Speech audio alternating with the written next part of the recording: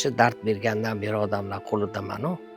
Alloh taolo meni shu darajada aziz qilib qo'ydiki, bandam yerni bosib yurmasin. Odamlarning qo'lida yursin. Onalarimizni ko'tarib yurishni orzu qilamiz, ha? Ko'tarib 7 marta Ka'bani aylantirsak, bir kunlik mashaqqatini yuvamiz xolos. Yursak. Va shu dard bergandan beri odamlar qo'lidaman-ku.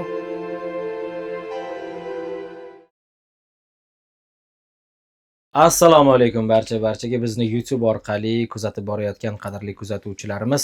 Demak, bundan buyon biz Ijtimoiy himoya milliy agentligi bilan hamkorlikda yangi loyihaga qo'l urdik. Ushbu loyiha doirasida zamonimizning, jamiyatimizning ko'zga ko'rinmagan yoki biz ilg'amagan qahramonlari hayotini yoritib borishga harakat qilamiz. Dastlabki mehmonimiz uzoq yillik montajyor Anvar aka G'afurov va biz bugun ular bilan ko'p narsalar haqida suhbat qilamiz. Anvar aka, assalomu alaykum. Va alaykum assalom. Anvar G'afurov Abdullajonovich 50 yosh. 1976-yil Andijon shahrida tavallud topgan. O'rta ta'limni Andijon shahridagi 24-maktabda tamomlagan. Montajchi 2006-yil to'y va marosimlar uchun Shoh studiyasiga asos solgan. 3 nafar qiz va 1 nafar o'g'ilning otasi. Taklifimizga yo'q demasdan kelganingizga rahmat aka. Uzoq yo'l bosib, faqat montajyor emas, ustoz degan bo'ladi. Hozir birinchi savolga o'tishdan oldin yengilroq kirishib olaylik-da aka. Menga qiziq va boshqalarga ham qiziq, bolaligingiz qanaqa o'tgan? Ozgina shu haqida fikr bildirsangiz. Va men qo'shimcha qilsam, orzular qanday edi va qanchalik o'zgarib ketdi keyin? Bolalik hamma inson qatori bir xilda. Sho'x, shodon, maktabga borasiz, darslardan qochasiz. Aytish joiz bo'lsa, rus sinfida o'qiganman. 24-maktab Andijon shahar 24-maktabda 9-sinfgacha hamma bola qatori odatiy, hech bir qanaqa ustuvor tomoni bilinmagan holda bir xilda o'tgan. 9-sinfdan keyin o'sha madrasaga tayyorgarlik kursida shu dard ilashgan. Shu undan keyin ana shu yoshlikdagi orzular o'sha darddan keyin o'zgargan. Ungacha qanaqa edi? Desak. Bu yerda oldinroq o'tib javob beraman. Maqsad bitta. Jamiyatga manfaat tegish. O'sha maqsad qolgan. Qaysi yo'lda bo'lmasin. O'sha maqsadga erishdim. Qaysi sohada bo'lishdan qat'iy nazar jamiyatga foydasi tegadigan shaxs bo'lish edim. O'zgarish nuqtasi haqida gaplashaylik. Bugungi mavzuimizni, suhbatimizni balki eng markazidir bu mavzu. Orzularni va hayotni umuman o'zgartirib yuborgan kunlar haqida bizga aytib bering, Anvar aka. Hayotda o'zgartirgan kunlar endi o'sha 92-yili boshlangan dard to asosiy anaqa uylangunimgacha bo'lgan davrda endi. O'sha davr o'zi og'ir o'tgan. 91, 92, 93, 94 to 98-yilgacha qattiq og'riganman. Chunki bitta dard qolib, ikkinchisi ilashgan, endi immunitet pasayadi-yu. Kasal bilan kurashish, organizm susayadi. O'sha davrlar o'tgan, u yerda hech qanaqa orzu, hech qanaqa maqsad bo'lmaydi u yerda. U yerda faqat o'sha shifokorlar doim bitta narsani uqtirardi, biz 3 kishimiz. Siz, men va kasal. Agar siz kasallik tomon bo'lsangiz, men yengolmayman 2 oylarda. Siz men tomon bo'lsangiz, kasallikni yengimiz. Shu o'sha davr asosan o'sha men shifokorlar bilan birga bo'lganman. Endi aqli raso insonman-ku. Kasallikni yengishga harakat qilgansiz. Kasallikni yenganmiz. Shu vaqtda odamlar ichidan nimalar o'tadi, Anvar aka? Masalan, bizni kuzatib borayotgan odamlarning orasida hozir shunaqa sinovli vaziyatda turganlar bo'lishi mumkin. Balki ular shifokor bilan qo'shilib kasallikni yenga olmayotgandir. Balki sizning gaplaringizdan keyin ularning qarashlari va pozitsiyasi o'zgarib ketar. Maktab chog'idan boshlab umuman mana hozir padar buzrukvorim farzandlarimga ham aytadi, dading o'qigan kitobda undan 100 dan birini ham o'qishmayapsan deydi. Yoshlikdan men kitob sevar odam bo'lganman, kitob o'qiganman. O'sha Keyinchalik har bitta qaysiki shifokorga to'g'ri kelsam, menga sen o'qigan bolaga o'xshaysan, kitob tavsiya qilardi. Va hamma kitob odatda o'sha avtorlari hayotda o'zini yo'lini topib ketgan, qiyinchiliklarni yengigan insonlar haqida bo'lgan. 91-yili 9-sinfni bitirgandan keyin diniy ta'limga tayyorgarlik kursini o'taganligim uchun o'sha buyuk zot Parvardigor tanishlik bor. Men mana shu kunlarda shuni aytamanki, taqdirot belgilangan. Deylik, dard bor. Rus maktabida o'qiganman, menday olib qaraganda g'irt-o'ris.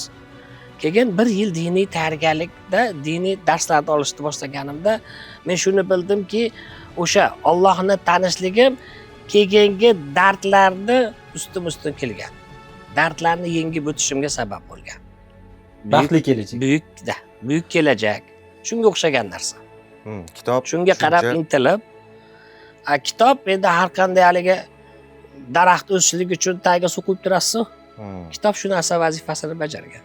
Umid uchquni paydo qilish uchun birinchi onovi yaxshi mutaxassisga uchrab dardini davolash kerak. Dardda og'riq bo'lib tursa, u tushkunlikdan chiqa olmaydi. Dardni og'rig'ini yengish kerak birinchi u. Yengib olsa, ana undan keyin o'sha kitoblarda endi hozir tushunarli. Iymon. Jamiyatda bunaqa muammoga uchraganlar ko'p. Va ularning orasida ba'zi bir paytda masalan bozorda tilanib yurgan odamlarni ko'raman, Anvar aka. Tunnellarda tilanib turgan odamlarni ko'raman. Men ularni ayblamagan holda. Nima uchun bunaqa qilib yuribsan, ishlasang bo'lmaydimi deb gapirmagan holda sizga savol bermoqchiman. Qandoq kuch topish mumkin odam? Yashash kerak, kurashish kerak va oxirigacha boshqalar qatori. Hoziriga ko'ngan holda. Bilim, baribir bilim. Sabab tuman insonni ko'rish radiusini toraytiradi, to'g'rimi? Tuman yo'qolgan sari kun otgan sari tuman yo'qoladi va ufuqiy ko'rinishni boshlaydi. Insonni bilimi oshgan sari ham xuddi shunday. Odatda o'sha bir kuni bilan yashaydigan o'sha tilamchilar bir kuni bilan yashaydi-yu. Bugun kunim o'tsa bo'ldi-yu. Shunaqada endi. Ularda o'sha bilimsizlik tumani o'sha bir kunni ko'radi xolos. U 1 yildan keyin maqsadi manaqa, 2 yildan keyin mononi qilaman, 3 yildan keyin mononi qilaman yoki 10 yildan keyin mono daraxti meva beradi. Materiyani sotaman bozorga olib chiqib degan o'y yo'qda. Vaholanki o'zlashtirilmagan yer ko'p. Adirlarda ko'p-da. Hech kim bormaydigan, borib ashitdi daraxt ekib qo'ysa 10 yilda boyib ketadi u. U bilimi yetarli emasda, u 10 yilda u yog'ida ko'ra olmaydi. U ko'rish uchun faqat bilim kerak. Kasal emas, kasalga qaragan odam kasal. Demak, sizda o'sha vaqtda ota-ona bo'lgan eng yaqinlaringiz bormi? Shu yoshda. Onam Anvarjonga qavarib qo'ydilar qonni to'mi. Endi ofisda bo'lsam ish bilan bar bo'lsam. Tashinga aytdim, hali ham katta o'g'ilman, nebara. Ona doim billada. Eng qattiq afsusingiz nimadan bo'lgan, Anvar aka? Yo'q, men o'zi qattiq afsus qilmayman. Hayot yo'lini odatda men avtobus sifatida qabul qilaman-da. Haydovchisiz, avtobussiz. Yo'lingizni, hayotiy yo'lingizni bosib ketyapsiz. Shunda chiqib tushadigan yo'lovchilar bor. Ba'zi bir yo'lovchilarda chiqib tushib ketganini ham bilmaysiz, pulini to'lab, biletni vaqtida to'lab, vaqtida tushib ketadi. To'lamaydiganda ham. To'lamaslikka harakat qiling. Ular afsus qilishga arzimaydi-da. Bo'ladi, o'sha paytda nomard deysiz. Keyin baribir yo'q. Tafakkuringizni topganingizdan keyin yo'q, arzimaysan. Afsus qilishimga arzimaysan. Chunki afsus qilish uchun qanaqadir vaqtingiz yeydi-yu. arzimaydi u inson. Avtobusdagi eng yaxshi yo'lovchi qanday bo'ladi Anvar aka va siz qanchalik uddalayapman deb o'ylaysiz buni? Avtobusda eng yaxshi yo'lovchi, buni ham o'ylaysiz. Ash orqada patta terib yuradigan bor-ku. Bittasini ham qo'yib yubormasdan qo'yonlardi. Ana u inson sizga juft halolingiz. Ba'zi bir holatda endi samo sabab ota-ona bo'ladi, o'z-o'zidan ota-ona bo'ladi. Avtomatik ravishda. Ayol bo'ladi, keyin farzandlar bo'ladi. Kasal emas, unga qaragan kasal dedingiz-ku. Masalan, yaqinlaringizga qaraganingizda boshqalarga qaraganda ko'proq narsani his qilasiz. Masalan, menga qaraganda, men vaqti kelganda deylik qo'pol qilib aytganda iqror bo'lib qo'yib, noqobil farzand bo'lib qaysidir vaziyatda onamga baqirib qo'yishim mumkin. Umrlari uzoq bo'lsin, men ularni juda ham yaxshi ko'raman. Lekin bo'ladi-ku vaziyatda. Ya'ni inson nimadandir qizishadi. Vaqtida bir vaqtlar meni cho'miltirib qo'ygani, ideal emasda baribir. axlatimni tozalab qo'yganini gohida unutib qo'yaman. Bo'ladi shunaqa vaziyatda. Va afsus bilan aytmoqman buni. Keyin darrov uzrimni so'rab, yana joy. Lekin o'sha lahzada bo'ladi shunaqa vaziyatlar, asabiylashib ketib qolaman. Bir yonib o'chadigan odatim bor-da. Sizda bu hissiyotlar qanaqa Anvar aka?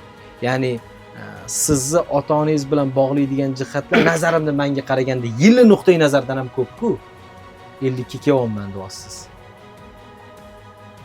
Sanjarbek, bu yerda masala qarangda, siz go'daylik paytingizdagi onajoningiz onaligini qilganini unutib qo'ygan bo'lishi mumkin deysiz-ku.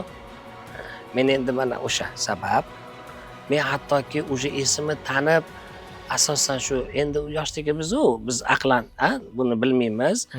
Onalik vazifasini bajaradi. Biz bolaligimizni qilamiz. Lekin siz bilmagan narsangizga hozir achanyapsiz-u. Dardda og'riyotgan dard boshqa, tana boshqa-yu. Bilmasdan onajoningiz doim yoningizda. Ashunda qovoq tumshuq qilib qo'yishingiz mumkin-u. Men ko'proq afsus qiladigan narsa mana shu. Chunki dardda kasal bo'lasiz, boshqa bo'lasiz. Shu holatda afsuslanasiz. Shu paytlarda onajonimdan uzr so'rayman, jannatimdan. Biz sog' holatda isyon qilib qo'yamiz. ayrimda. Isyon qilib qo'yamiz gohida. Anvar aka, men savolimga javob oldim. Shu holatda ozgina yoritaylik Anvar aka. Ya'ni biz deylik menga o'xshagan bir qanaqadir noqobil farzandlar ham ko'ryapti bu dasturni. Va ular onasiga bo'lgan munosabatini o'zgartirish kerak. Balki sizning gaplaringiz bilandir bu. Mana shu yerda endi iqtibos keltiramiz-ku. Muftiy hazratlarimizni Nuriddin Xoliq nazardan juda chiroyli onangizni yuziga termiling. Har bitta tushgan azillaringizda sizning izlaringiz bor. Rosa chiroyli gapirgansiz. Chiroyli gapirganlar. Meni badanim jimirladi. O'sha undan ortig'i erkakmiz-ku. Tan olish qiyin-da. Noqobilligimiz tan olib, uzr onajonim deb oyoq poylaridan o'pishi u boshqa bir ne'mat-u, o'sha qila olganimiz jasoratimiz o'zi bir ne'mat. Agar ochiqlay olsangiz, bemalol ayta oladigan bo'lsangiz, qayerdan kelgan o'zi bu dard sizga? Nima sababdan? Avvalida qon shamollashni birinchi belgisi ko'zga chiqqan nelalog'ich. Ana keyin ko'z yara deymiz, furunkul. Meditsina tilida. O'sha sabab bo'lgan qonga infeksiya tushgan. Shu reumatoidniy poliartritga olib kelgan. Endi buni bizani tilda ham bir aytib bering. Men hozir birortasini tushunmadim. Faqat qonga infeksiya tushganini tushundim aka. O'tgan yili kasbim sabab reumatologni to'yini oldim. Endi u meni o'qiyapti-yu, ko'rib. Nima bo'lganman, qanday bo'lgan? Savol berdim. 92-yili mashtaqa bo'lgan. Savol. Hozirchi desam, hozir seni 2 yil oyoqqa turgizardim dedi. Hozirgi preparatlar bilan. Hozirgi meditsina, endi avval xudo. Hozirgi meditsinamizni erishilgan yutuqlari bilan hozir 2 yilga, o'sha paytda 2 yilda oyoqqa turgizorsa bo'lardi. Yaqinda haydovchi Yandex taksi chaqirdim. Reklama bo'lmasi bor. Ketyapsam, haydovchi ha deb menga qarab, oxiri yorildi. Endi kayfiyat shu. Men hech qachon shukr kayfiyatda bo'lmayman. Qornim ochiq bo'lmasa. Ketyapsak, aka dedi, men uzoq muddatda ishga chiqdim-da dedi. Ta'jubdaman dedi. Nimaga desam, kayfiyatingga dedi. Shu holatingda shunchalik quvnoqsan. Qaysi holatimga? Men aka bu holatimni hech qachon nuqson deb bilmayman. Savol.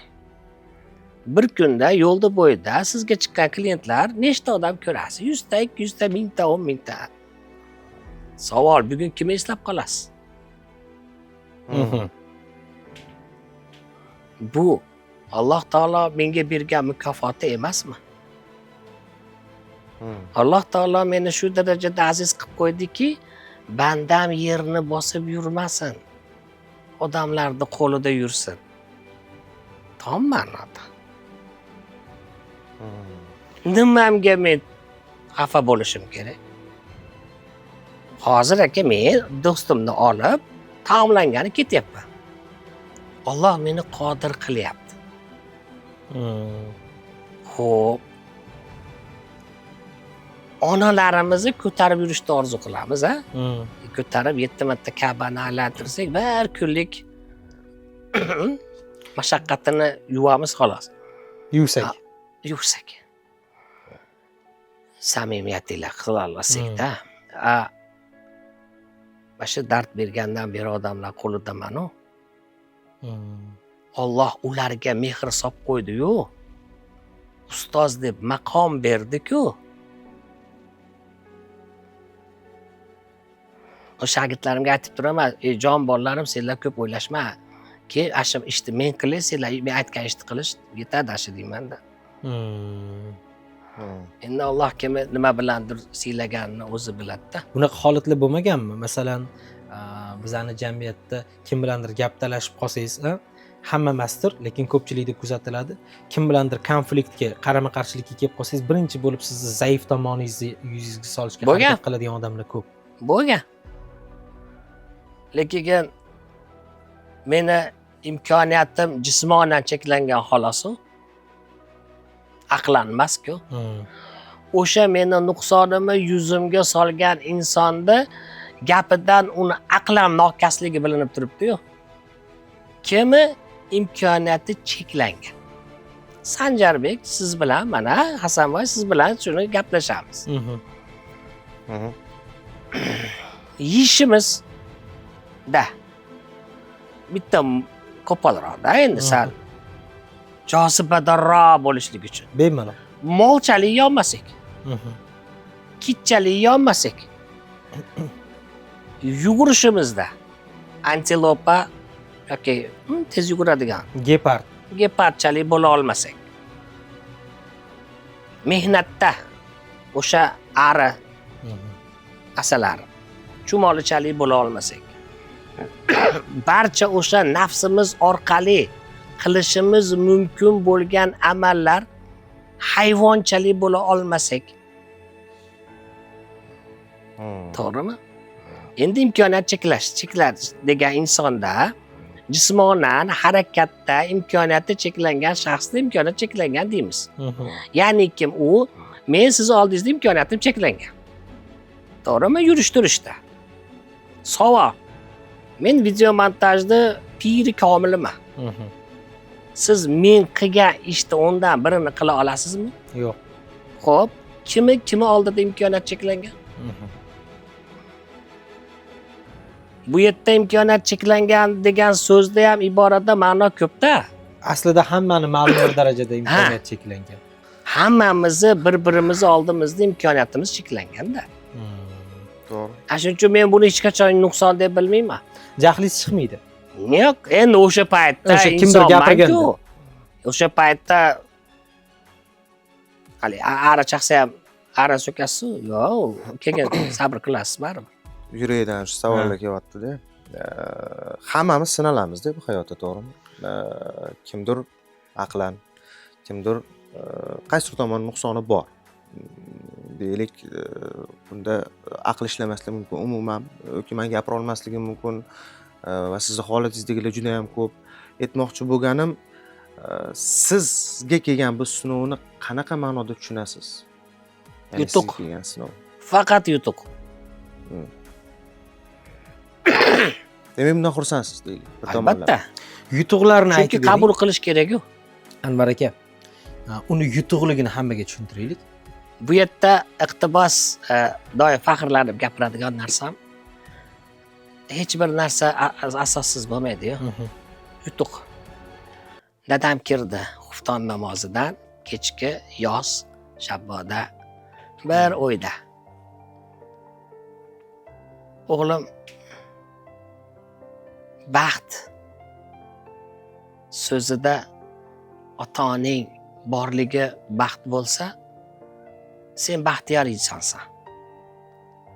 Ota-onam bor deb faxrlanadigan ota-oning bor. Mehnatkash, mahallada obro'si, e'tibori, yaxshi oila. Baxt yashab turgan joyingda bo'lsa, keling, kiring bir piyola choy iching deb dadil mehmon taklif qila oladigan uy joying bor. Demak, sen baxtlisan. Agar baxt kasbkorda bo'lsa, mana o'sha shoh studiyaga asos solganman, yaxshi pul topaman. Ayrimlardan ko'p. Ana u. Endi qanchaligini aytolmayman. Shu holda qolgani yaxshi. Ko'z Agar tegmasin. baxt yorda bo'lsa, ayolim bor. Baxt farzandda bo'lsa, qizim bor, qiz farzandda bo'lsa. Baxt egizakda bo'lsa, egizak qizlarim bor, Fatima, Zahro. Baxt o'g'ilda bo'lsa, o'g'lim bor. Endi baxt sog'likda bo'lsa-chi? O'sha siz aytib o'tgan barcha jamiyatda o'z o'rnini, ota-onasini hurmat qila olmaydigan, kunini birovdan sadaqa so'rashlik bilan o'tkazadigan va uyga kirganda faqat ota-onasidan so'kish eshitadigan soppa sog'lar qancha? Ko'p. Kasbi yo'q. Asha aka, shu baxt so'zi shunaqa bir keng masalada. Farzandlar hammasi sog', to'g'rimi? Hammasi. Ayolingiz ham. Ayolim ham. Bu savolni bekorga bermadim men. Ayrim hozirgi ayollarimiz, qizlarimiz baribir turmushga chiqish masalasida ham o'ylab ko'rishadi buni. Va aniq bilaman, intervyuda mana shu savolni bermasam berishadi. Qanday bo'lgan bu holatlar Anvar aka? Shuni ham ochiqlab keting. Agar ochiqlash iloji bo'lsa, shaxsiy deb hisoblanasiz. Nimaga? U men faxrlanadigan joy bu. Ayting endi. Ko'rsatuvni boshidan e'tibor qilayotgan bo'lsa, endi baribir montajdan e'tibor qilasizlar-ku. Ayol qaysi bilan sevadi? Qalbi bilan. Qulog'i bilan. Men boshqacha tushunar ekanman unda. Bo'ydoqmanda. Yo'q, quloqlar har xil. Har xil narsani eshitadi. Ochiqlang. Qanaqa O'sha- bo'lgan? So'z, zabon, Ko'p o'qigansiz-da Anvar aka. o'tadilar. Ikki og'iz she'r, iqtibos. Endi goh-goh o'zingizni hayotiy aqlingiz yetmay qolganda sizdan oldin o'tgan aqlli insonlarning so'zlarini iqtibos keltirsangiz yeb ketaveradi. O'xshaydi. O'xshabdi-ku mana. Ha. O'shuning uchun hozir ham mana kasbim sabab ko'p ayollar bilan gaplashaman, boshqa bo'laman. Birinchisi samimiyat. Misol uchun ayollar har qanchalik Don Juan bo'lmang, baribir yolg'oningiz bilinadi-yu. Fosh bo'ladi. Don Juanni bizani ko'rayotgan ko'pchilik bilmaydi, siz bilyapsiz aka. Yo, endi ularda o'qimaganligi meni aybim emas. To'ppa to'g'ri. Aka buni boshqalar qanday qabul qilgan? Ya'ni mana siz aytibsiz, kenayimlar sog'lom ekanlar, nimaga bu degan savollar tug'ilmaganmi o'sha paytda? Endi yanada mana shu savolda nimaga? ishlasam, pul topsam, ro'zg'or tebrata olsam, erim deb faxrlanadigan inson bo'lsam, jamiyatda o'z o'rnimni topsam, mahallada yagona sen tan oladigan insonim sensan deb turishsa, Nima kerak yana? yana nima kerak? Va zabardast, baquvvat, u jism o'tkinchi narsa-yu. Haligi fikrga ochig'i jamiyatimiz o'rganib qolganda, ko'zi ojiz bo'lsa, ko'zi ojiz bilan. O'ziga o'xshaganiga. Shunga olib kelyapmiz-da ochig'i. Yo, hozir e'tibor qilyapsizlar, yoshlar o'zgaryapti. Ha. Qizim, katta qizim, o'zi qizlarim, farzandlarim bu yerda yana aytib o'tish joiz deb bilaman-da, katta qizim bilan egizaklarning 1 yosh farqi bo'lgani bilan uchovlarini bitta sinfga berganmiz. Baravar maktabga chiqishgan. Baravar chiqishgan. Birga bitirishgan degan? Birga bitirishgan. Gapinglarni bo'laman aka, ming bor zir gapingizni bo'laman. Uchta qiz birga bitirgan. Bitta savol beraman. Mana shu qaysi qizingizdan farqi yo'q? Qaysi bir bo'lsa ham o'zingizga o'xshagan erkakka turmushga bergan Kattasi? bo'larmidingiz? Turmushga bergan bo'larmidingiz o'zingizga o'xshagan erkak? Uni u tanlash kerak. Chunki ayolim ham tanlagan u meni. U tanlasa. Chunki Siz qarshi emasiz xullas. yo'q, manaqada mana hali o'g'aldan beri maqtayapman-u, aqlim raso deb. Ha. Tan olish kerak-da. Baribir imkoniyatim cheklangan shaxs. Injiqlik bo'ladi. Siz sog' odamlarda, endi sog' demayman, imkoniyat cheklanmagan deylik. Chunki sog' deganda ham u sporniy вопрос-da u. Hozir bilib bo'lmay qoldi. Ha, da. Tushundik, Siz bizga nima turib, demoqchi bo'lganingizni. Choyingizni damlab, arazlasangiz ham qilib ketaverasiz-da. Mana shunaqa nozik joylari bor. Chunki ahmoq odamning injiligi ahmoqcha bo'ladi-da. Aqlli odamniki ikki og'iz gap gapiradi, kunduz bilan ezilib yuraveradi keyin.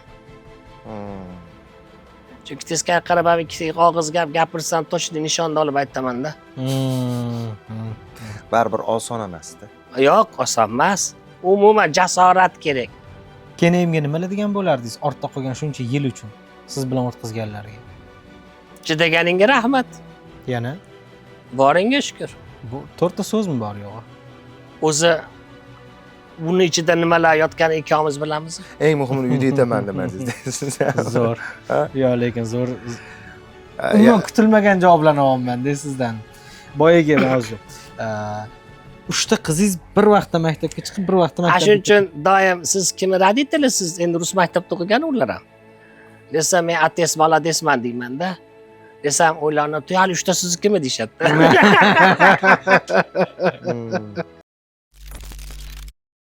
Montaj yo'nalishiga qanaqa kirib keldingiz?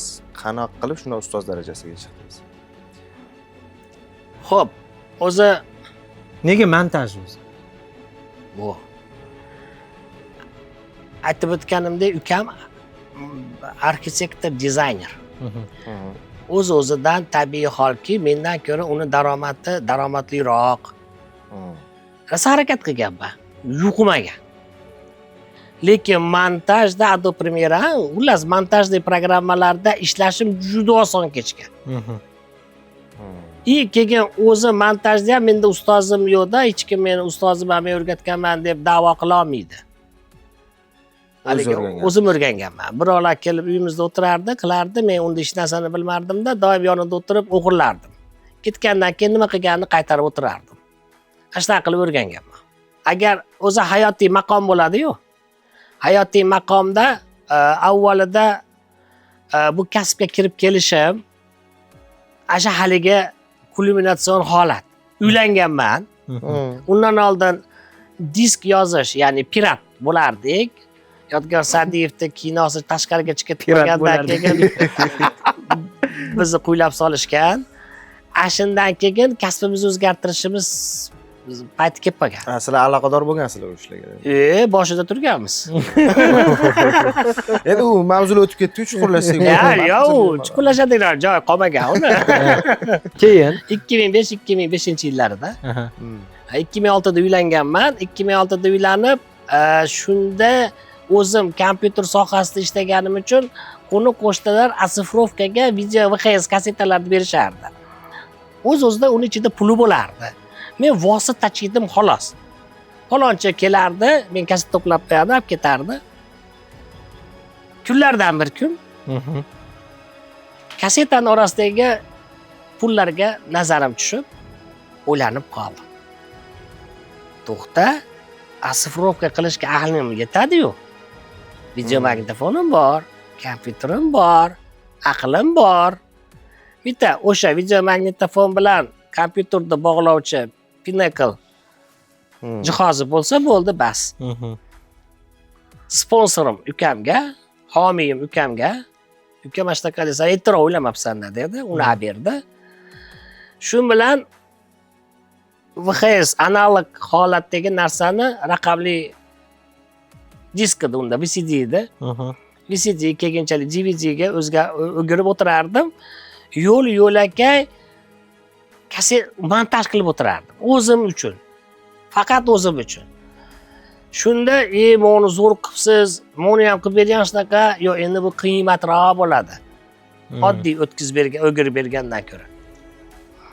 Deb keyin 2006 bo'lsa, 2008-yili keyin bitta jiyanim yonimga kirdi. Shu bilan Shoh studiyasiga asos soldim. Tojni rasmini o'sha paytda ventilyatorda Royal degan ventilyator bo'lardi, Tojni rasmi bo'lardi. O'shani olib Shoh studiya deb, chunki tarixda Anvar Shoh deb ism uchraydi. O'shandan olib Shoh studiya, o'zi amakim erkalatardi Anvar Shoh deb. O'shandan Shoh studiya deb asos solganman 2008-yilda. Kasbingizda kuchayasiz-ku. Tepaga intilib nomus chiqqan sari meni ham bolam oling, meni ham bolam o'rgating shu kasbga deb keladiganlar ko'payib ketgan. Sog'lom odamlarga nima degan bo'lardingiz yoki nima demoqchisiz? Endi men sog'lomda shogirdlarimga nasihatda u. Ashlarda ko'raman-da, endi ashlarga. Vaqt g'animat. Otam bizga misolchi mana bitta kasbda biz hozir mana shu yerga kelib o'tirishimda, kasbimda jamiyatda o'z o'rnimni topishim sababi u. Bu o'sha otamning nasihati, o'zing va yordami va yo'naltirilgani. O'zingni yaxshi ko'rgan kasb bilan shug'ullan. Bu yerda bitta o'y keladi-da doim. Odam o'zini yaxshi ko'rgan kasbiga fidoi bo'lsa. Deylik, men bugun mana sizlar bilan suhbat qilib o'tiribman. Va shu kasbni aytamanki, boshqa odamlarni nazdida sen yaxshi ko'rib qilayotgan kasbing qanchalik ahmoqona ko'rinmasin. Bor-ku har xil kasb. Shu ham ishmi? U kasbingga bo'lgan muhabbat, fidoyiligi va yaxshi ko'rsang, albatta u kasb seni aziz qiladi. Balkim baland parvozdir, bugungi mashaqqa kelib o'tirishim o'sha sabab emasmi? Xo'p, odamlarimiz qaysi jihatdan shukr qilishmaydi deb o'ylaysiz? Qo'limizda boriga shukr qilishimiz kerak. Balki qo'limizda yo'g'iga hamdir. Ha? Chunki uni yo'qligi ham o'zi hikmatdir. Hech bo'lganmi masalan isyon? Men tushundim, sizda tafakkur kuchli. Hozir gaplashib o'tiribman, maza qilyapman. Muncha musulmon ko'rmagan kinofilmlarni ham ko'rgan ekansiz. Masalan, Tsarstvo nebesvani O'zbekistondagi hamma ham ko'rmagan. Men buni tan olishim kerak. Yoddan aytib beraman. Ishonaman, yoddan aytib bera olishingizga ham. Lekin oniy lahzalarda inson baribir isyon unutuvchi-ku, isyon qiladigan vaziyatlar bo'lib qolishi mumkin. Nimaga menga bunaqa taqdir ravo ko'rgan deb bir isyon qilgan lahzalaringiz ham bo'lganmi? Endi u haliga aytdim-ku, bo'ydoqlik yoshda ilashgani bu dard. O'sha paytda endi bo'ydoqdagi odam xatolari kechiriladi-yu. Majnun kabi sevib qoladi. O'sha xatolar qilishni boshlaydi-yu. O'sha inson ham o'sha davrga to'g'ri keladi xolos. Yosh o'zgarayotgan davriga. O'tish davriga. o'zi уже aql raso bo'lib, to'xtab, fikrlaydigan holatda u narsa bo'lmaydi. Deylik, Anvar aka uxladingizda, uyg'ondingiz, soppa-sog'lom bo'ldingiz. Yuryapsiz. Yuryapsiz. Nimani o'zgartirgan bo'lardingiz? Men haliga uzr. Lekin men har kun ashuna qilganaman. Men har kunim o'zgartiraman. Ya'ni Men har kuni tongda turib sog'ayganim. bu tushuncha, bu fikr sizni o'ylantirmaydi ham, hayolingizda ham yo'q. Aytingchi, nechta shogird chiqardingiz? Bumi? O'zingizni kasbingizda. Bo'lishi mumkin bitta ikkita. Yo'q, yo'q. Ana endi yo'q, bitta ikkita bo'lsa agar. o'sha oldinga o'tamiz. Maqsadim. O'tgan yili, mana 3 yil bo'ldi, Ijtimoiy himoya milliy agentligi ta'sis etildi prezidentimiz huzurida. Andijonimizda adashmasam respublikada yagona imkoniyatlar olami degan dargoh bor.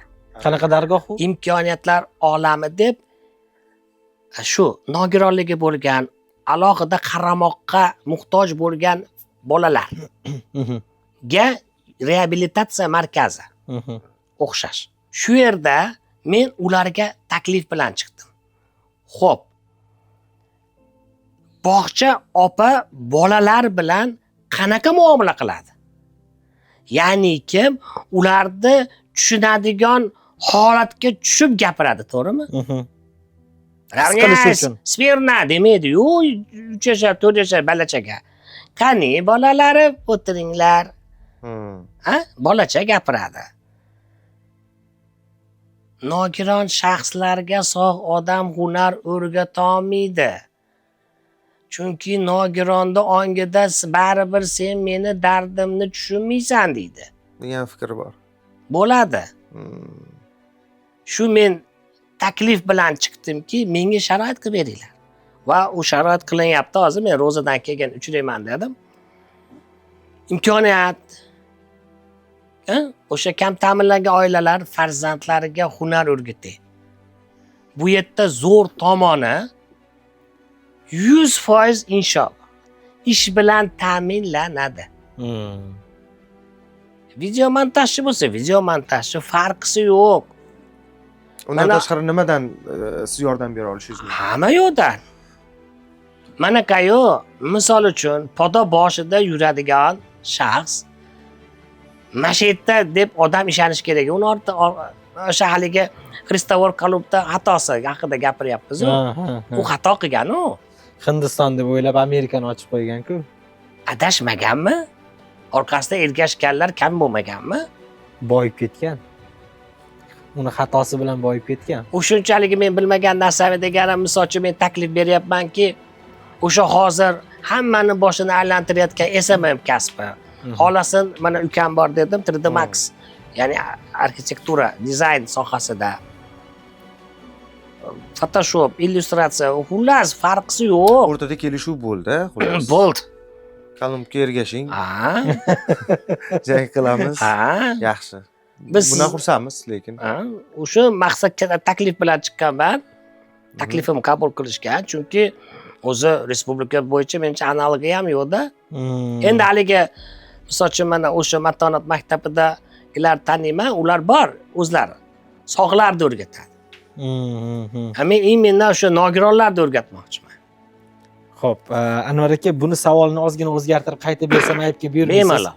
Deylik, agar masalan yuradigan holatda uyg'onganingizda birinchi qiladigan ishingiz nima bo'lardi? Men tushundim sizni javobingizni, bunga bergan javobingizni, lekin farazan shunaqa bo'ldi. Xo'p. Birinchi qilgan ishingiz nima bo'lardi? Faqat onani oyog'ini o'pardim.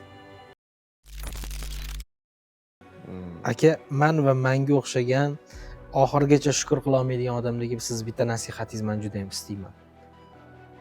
Masalan, siz aravada turib, o'tirib, montaj qilib, 100 dan oshiq shogird chiqarib, mana 4 farzandni katta qilib, yashayapsiz.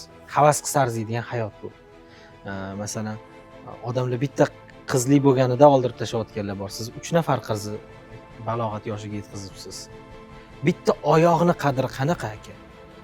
Menga shunga javobingiz qiziq. Kimdir shu oyoq bilan bola chaqasini boqaman deb ertayu kech kuryerlik qilib, veli haydab ishlab yuribdi. Yana kimdir xuddi shu oyog'i bilan fohishaga ketyapti.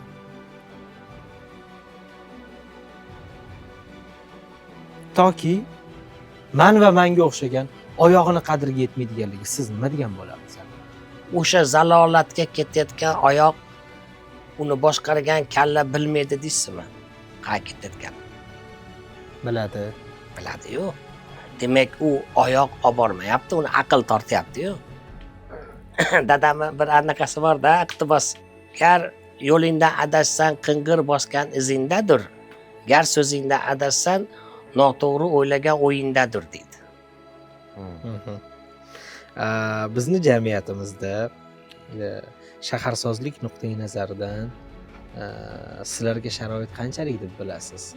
Deylik panduslar, deylik liftlar, deylik hojatxonalar, ibodat maskanlarida, City Mallga o'xshagan bir ko'ngilochar joylarda, ovqatlanish joylarida.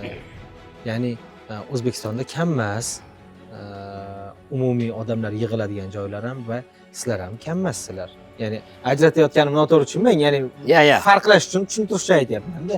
Ya'ni ehtiyoj kichkina emas bu narsaga aslida. Va bu ehtiyoj qanchalik qondiryapti? Bu yerda imkoniyati cheklangan shaxslarga sharoit haqida ketyapti-yu. Vaholanki, u sharoitdan onalar kolyaskada yetalab ketayotgan bolalar ham foydalanadi-yu. To'g'rimi? Shuning uchun men o'zimga olmayman-da uni. Rahmat. Uni farzandli onalarga ham qulaylikda u. Hamma narsani o'zini vaqt soati keladi-yu.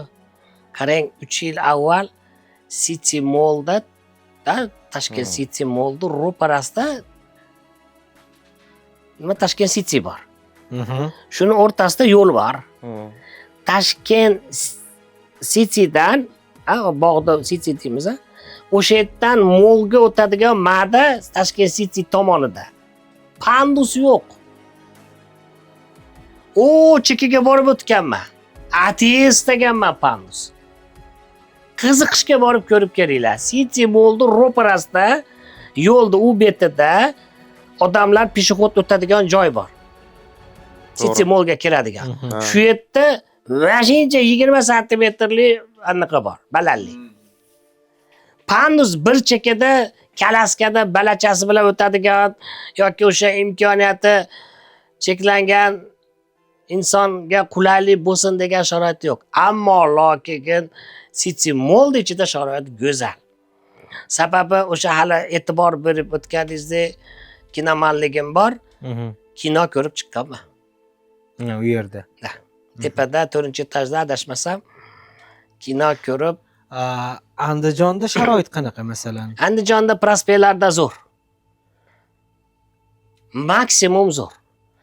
Lekin har bir anaqa hudud ma'lum bir korxonaga biriktiriladi-yu. Men misol uchun umuman davlatimiz olib borayotgan siyosatda umuman to'g'ri. Ya'niki men hozir o'sha uyimdan chiqib eski shaharga bemalol bora olaman. Bir o'zingiz. Bir o'zim. Endi yonimda sherik bo'ladi o'z doim. Telegram. Ya'ni xavfsiz holatda bora olishingiz mumkin. Xavfsiz holatda demoqchiman. Sharoit bor. O'sha ma'lum bir ishxonani bo'lagi bo'ladi-yu. O'sha bo'lakdan kelib chiqib, men o'sha korxona rahbarini dunyo qarashini bilib olaman. Qanaqaligini. Ya'ni o'sha hudud bo'lim, ish korxonani oldi qilish kerak u yo'l trotuarda sharoitini. U davlat qanaqadir bir korxona qilmasa kerak-ku, baribir u biriktiriladi-yu nazoratiga. Otangizga rahmat deb o'tib ketadigan joylar bor-da. Endi taklif masalasida qanaqa fikrlaringiz bor?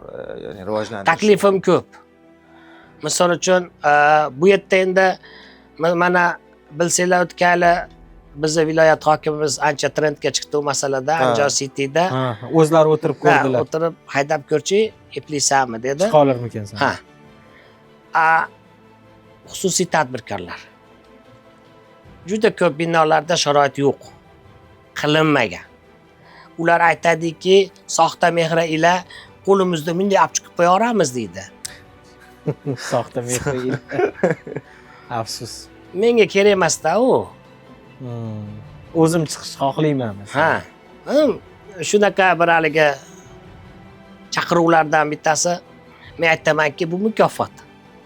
Sen doim biron joyga borsang, charchaysan. Qayga bir o'tirsamikin, damasamikin deysan. Alloh taolo meni yurganimdan damalaydirgan qilib qo'ygan. Doim stulim billa. Men tafakkuringizga mazza qilyapman, Anvar aka. Men hech qachon o'ylab ham ko'rmagan narsalarimni eshityapman. Go'zal shukur deylik. Yurganimda ham damoman degan gap. Men nimaga bu narsani aytyapman? Men hech kim ayblashni xohlamayman. Hammani o'zini hikoyasi o'ziga ma'lum va hamma o'zini hayotini o'zi hammadan yaxshiroq sharhlasa kerak. Men ko'zim bilan ko'rgan odamlar orasida boqimandalik kayfiyatiga tushib qolgan, alamzada bo'lib qolgan, go'yoki deylik davlat uni nogiron qilib qo'ygandek tutadigan. Vaholanki o'zi bolaligidan nimadir bo'lgan yoki tug'ma nimadir bo'lgan odamlar bor-da. Lekin kimdandir men ularni ayblamagan holatda aytaman. Alamzada bo'lib yuradi. Doimiy yordam kutadi. Ha, qanaqadir doimiy yordam kutadi. Balki unga bu haqlidir. Doim kimdir aybdor, kimdir nimadir sharoit qilib bermagan, kimdir xabar olmagan, kayfiyatda yuradigan odamlar bor. Va men shunaqa kayfiyatga o'rganib qolgan ekanmanki, hozir sizni gaplaringizni ko'rib tamom 180 darajaga meni fikrlarim o'zgaryapti-da. Siz kabilar ham ko'p bo'lsa kerak deb o'yladim keyin. Menga uchraganlari balki shu qilib bo'lib qolgan faqat. Bu yerda mana shu birinchi ijtimoiy himoya milliy agentligi rahbarlari bilan uchrashganimizda ular aytganki, aka dedi, siz mana sendan eshitayotgan gaplarimizda orttirilgan, men aytib o'tdim, 16 yoshdan keginmagan va tug'ma nogiron insonlarda tafakkurida farqi bor.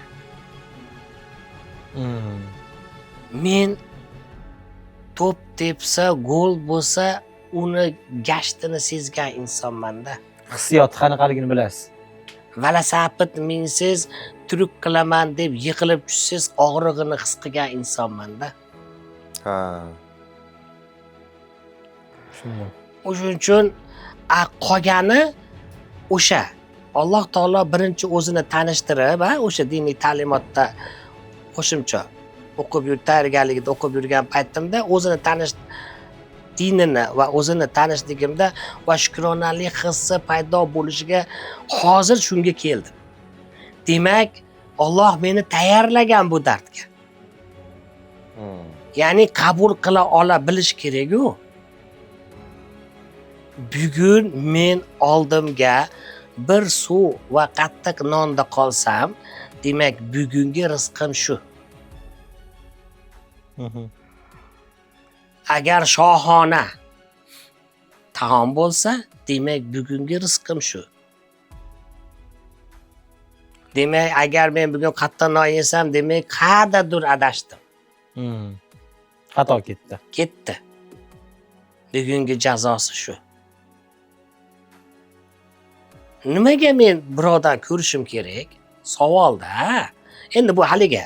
Boyagi gap. Ha, ritoricheskiy savolda u. Birinchi tafakkur. O'sha boqimanda bir oz soniya ruchnoyni tortib egasinida o'ylanib ko'rsin, Tozalab ko'rsin, ha. Ruchnoyni tortib. Yo'q, men o'ylantiryapti-da hozir.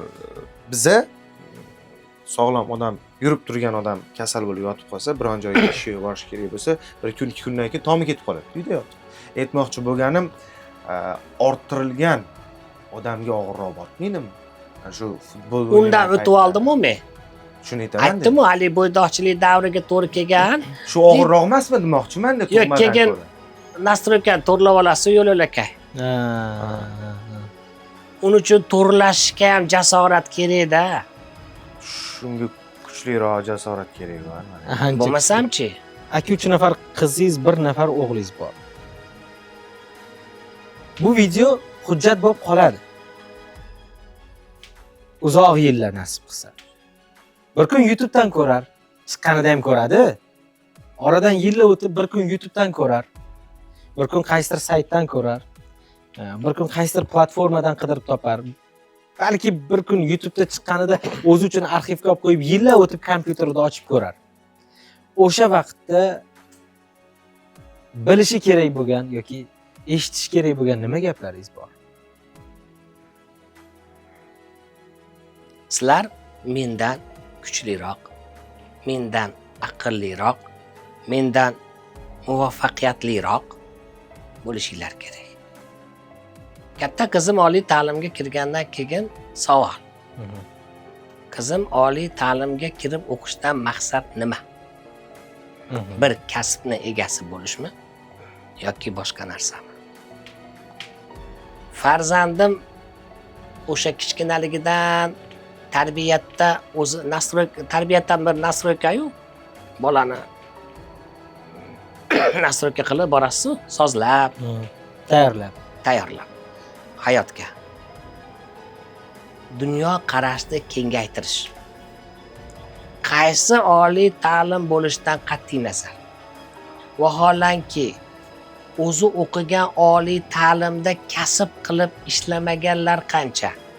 Lekin o'shalar birontasi ziyon ko'rmadi-yu. Oliy ma'lumotlik hayotda qaysidir bir jabhasini tushundi-yu.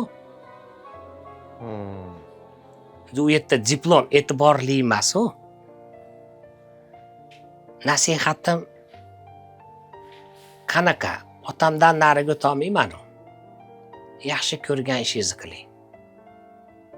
Kameraga qarab. Yaxshi ko'rgan ishingizni qiling. Robbingizni unutmang. Va maqsadlarda buyuk qo'ying. O'yingizda adashmang, boshqa izingizda adashmang. Aka, bizda blitz savollar bor.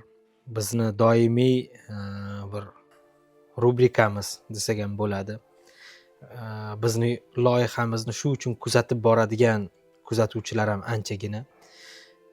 Sizdan iltimos qilamiz, bu savollarga qisqa javob berishingiz kerak va tez javob berishingiz kerak. Lekin masalan, qaysidir savolga o'ylanishga vaqt bor. Tushunmay qolsangiz yoki boshqacharoq javob beraman desangiz. Boshladik. O'zingizni yaxshi ko'rasizmi? Albatta, Anvar aka, siz uchun umrni shakari nima? ibodat. Odamlar eng ko'p nimangizni o'g'irlashdi? Hayotimni. Sizni pul boshqaradimi? Yo'q, Qismatingizga oshiqmisiz? albatta. Sizni bir umrga o'zgartirgan so'zni kim aytgan? Bir umrga o'zgartirgan so'z. Endi qanday ota-onani nasihati bo'ladi-yu doim. Ulardan tashqari hisoblasakchi. Ustozim, diniy ta'lim bergan ustozim. Kimdir sizni qarg'aganmi? Ha, to'yni vaqtida olmagan odamlar.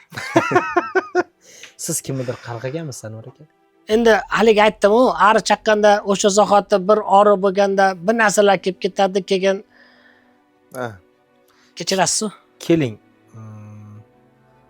No, sani ham hayotingda kimdir shunaqa bo'lsin deganmisiz? Yo'q. Yo'q. Siringizni sotishganmi? Ha, chunki o'zim ushlashni bilmayman-da. Sizningcha zamon aynadimi yoki odamlar? Yo, zamon aynimaydi. Kechirish qiyinmi, unutishmi? Kechirish qiyin. Kundalik ehtiyojlaringiz sizga xo'jayinmi? Yo'q. Kimni sog'inmagan kuningiz yo'q? Sog'inch emas. Bu yerda agar so'z o'rnini almashtirsak, doim nima qilishdi? Faqat shu ota-onamning roziligi, xolos. Aha. Oxirgi paytlarda nimadan charchadingiz? Vaqtim o'g'irlashlaridan. Iffatsiz ayol xavflimi, ilmsiz erkakmi? Iffatsiz ayol. Bu hayotda eng ko'p nimani qadriga yetmadingiz? Vaqtni. Qiynalib katta bo'ldingizmi yo katta bo'lib qiynaldingizmi? Katta bo'lib qiylandi. Odamlarga ishonishda ikkinchi imkoniyat berib ko'rasizmi, Anvar aka? Hamisha berganman. Pulni zaruriyati kisloroddan bir xilmi? Yo'q. Sizdan yuz o'girgan kishilarning suhbatiga intilganmisiz? Yo'q. O'lgan orzularingiz orasida eng kattasi qaysi? Haligi. Minbarga chiqib domlalik qila olmaganim. Birinchi marta qachon katta bo'lganingizni jiddiy his qilgansiz? Birinchi farzandim tug'ilganda. Qaysi ishni qilishga kecha erta edi, bugun endi kechlik qilyapti? Hech qachon unaqasi bo'lmaydi. Bu hayotga qay jihatdan mag'lub bo'ldim deb o'ylaysiz? O'sha haligi vaqtni behuda o'tkazishlikda. Tushkun holatga tushib qolsangiz, odamlarning ichiga kirib ovunasizmi yoki yolg'iz qolib? Yolg'iz qolib. Xiyonat qilgan odam qaytib kelib kechirim so'rasa, kechirasizmi? Qayta kechirganman. Sizningcha fikrlash ilohiy sovg'ami, baxtmi yoki kasallik? Ilohiy sovg'a. Yomon xotiralar ko'proq yig'latadimi yoki yaxshi xotiralar? Yomon. Bir so'z bilan erkak bu Menimcha shu so'z erkak. erkak. Bolaligingiz yaxshimidi yo bolaligingizda yaxshimidingiz? Yo'q, o'z ikkosi ham. Vijdoningiz beradigan qaysi savolga javob berishga qiynalasiz? To'xta deganda to'xta olmaganimda. Hayot mundarijingizni hozirgi bo'limini nima deb atagan bo'lardingiz? Yetuklik. Sizningcha yolg'izlik tanlovmi, taqdirmi? Meni holatimda taqdir. Yaxshilik qilgan odamga yomonlik qilganmisiz? Yo'q. Lekin menga qilishgan. Pul topganingizda xursand bo'lasizmi yo sarflaganingizdan? Sarflaganda. Ish masalasida o'zingizga nisbatan advokatmisiz yoki prokuror? Advokat. Rosa yaxshi ko'raman. Sizni yaxshi ko'rishadimi yo sizdan foydalanishadimi? Ikkovsi ham. Lekin ko'proq foydalanishadi deb o'ylayman. Va'da berib, va'dasini bajarmaganlarni agar qamashganida siz necha yil o'tirardingiz? Umrbod. Nega? To'ychivoyman-ku. Odamlarni o'zgartirish kerakmi yoki boricha qabul qilib uzoqlashish kerakmi? Boricha qabul qilib uzoqlashish kerak. G'urursiz to'q qorinmi yo g'urur bilan ochlik? G'urur bilan ochlik. Hamisha shu yo'l tanlayman. Oxirgi marta qachon osmon uzoq, yer qattiqligini his qildingiz? Hech qachon. Men uchun hamisha yaqin. Eng qattiq sog'inchingiz egasi kim?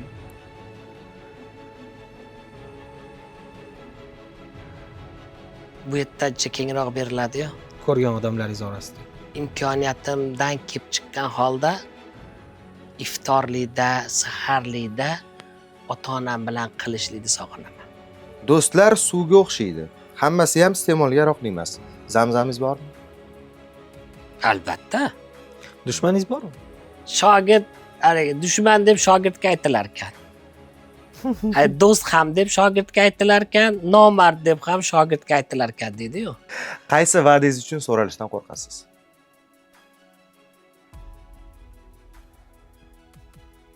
Endi bu chuqurroq savol-u. O'zi biz al-misoqda nima deb va'da berganmiz? O'shanda-na. Katta odam bo'ldingizmi yo katta bo'ldingizmi? Katta bo'ldim. Qaysi masalada zo'r, qaysi masalada zo'rg'a yashayapsiz? Oila masalasida zo'r. Kasbda zo'rg'a. Ya, bu pulim ko'p deb o'tiribsiz. Yo'q, bu yerda masala bitta pulda emas u. Boshqa masalalar bor. Qiyinchiligi bor. Aha. Ishonchingizni hojatxona deb o'ylaydigan tanishlaringiz bormi? Bo'lsa bordir. Odatda muammolarni o'zingiz yasaysizmi yoki sovg'a qilishadimi? Yo'q, men iloji boricha yasamayman o'zimga muammo. Bu hayot maktabida o'rganuvchi sifatida a'lochimisiz, ikkichimisiz? Ana shu haligi siz oliy ma'lumotli insonsiz yo uzoq, chegaralangan inson siz sifatida fikrlashsa ekan deyishardi-yu. Shunda javobim shudiki, hayot degan universitetda o'qiganman derdim. Yaxshi. Siz bilan o'zini orasiga devor qurib olgan yaqiningizni ko'rsangiz, qurayotgan devori buzish ko'rinasizmi yoki g'isht tuzatib turasizmi? Beton quyib qo'ydim. Eshagingiz loydan o'tib o'zgargan paytingiz bo'lganmi? Yo'q. Baxtli inson qanaqa bo'ladi desam, birinchi xayolingizga kim keladi? Endi qitmircha javob keldi-yu, lekin o'zim Birinchi o'shani eshitaylikda. O'shanga qiziqdim. ha, albatta ayolim. Xo'sh. ikkinchisini aytmadingiz. Ha. O'zim? Baxtsiz bo'lishni tanlagan vaqtingiz ham bo'lganmi? Yo'q. Yaxshi. Baxtliman deyishingiz uchun nima yetmayapti? Sog'lik. Pul erkagini kosmetikasimi Anvar aka? Yo'q.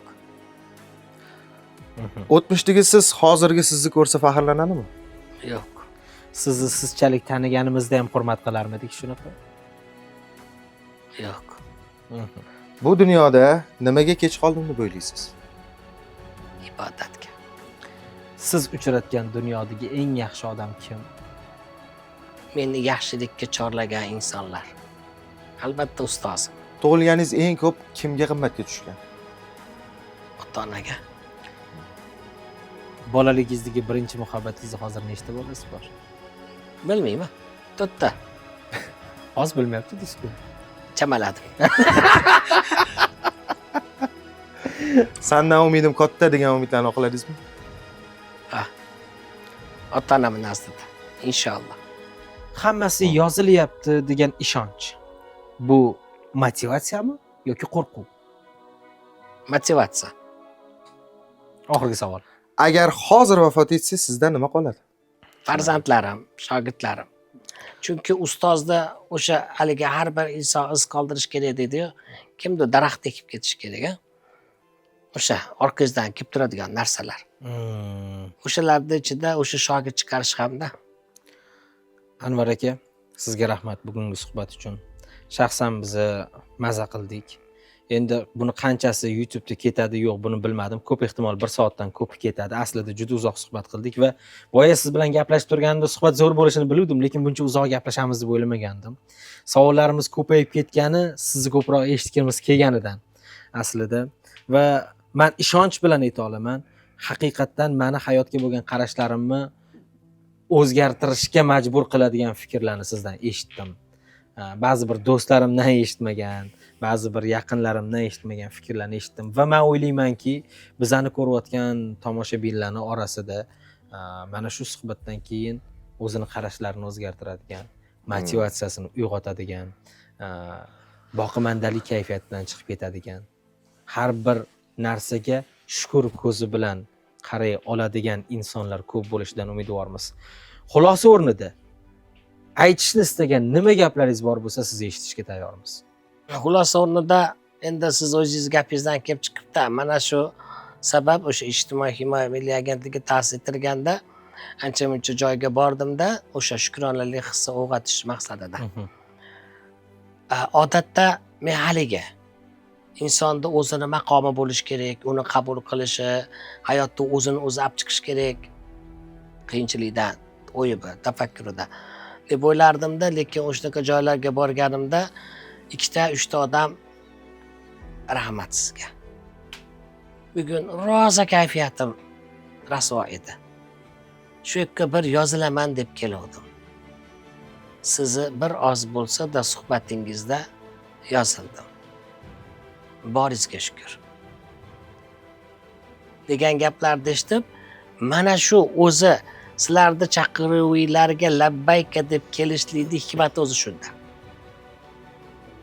Balkim bu hozir sotsial tarmoqlarda ketishligini inobatga olgan holda ko'proq insonlarda yuziga o'sha hazil-huzur aralashtirishning sababi bir oz tabassumiga Sabab bo'lish bo'lsak, demak biz maqsadimizga erishdik.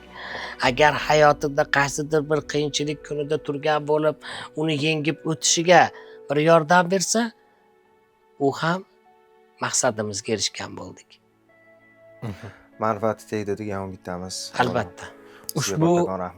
Ushbu suhbat ostida o'zingizni, fikrlaringizni, izohlaringizni albatta qoldiring. Biz ijtimoiy himoya milliy agentligi bilan hamkorlikda hali ko'plab jamiyatimizning ko'rinmas qahramonlarini sizga ko'rsatishga urinamiz. Ularning hikoyalarini eshitishga harakat qilamiz. Zora biz o'zimizni shu orqali tuzata olsak. Fikrlaringizni izohlarda kutaman. Salomat bo'ling.